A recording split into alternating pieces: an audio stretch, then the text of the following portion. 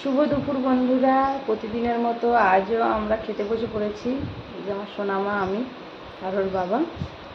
তো আজকের কি রান্নাবান্না হয়েছে আপনাদের সেটা দেখাই। তো চলুন।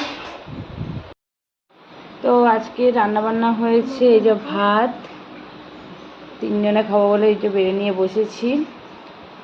আর এখানে রয়েছে ডিমের ঝোল, বেশ একদম লাল লাল ঝাল ঝাল করে, দেখেই বুঝতে পারছেন কালারটা। ছোট ছোট আলু দিয়ে ডিমের ঝোল, এটা হচ্ছে হাঁসের ডিমের ঝোল, দেশি হাঁসের, সেই ডিমের ঝোল।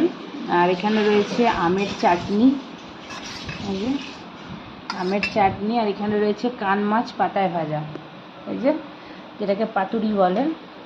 এই পাতা খোলা হয়েছে, এক্ষুনি নামিয়ে নিয়ে আসা হয়েছে, চাটুতে ভাজা হয়েছে, বিশাল গরম। তো এই হয়েছে আজকে রান্নাবান্না। তো চলুন খেয়ে নেওয়া যাক।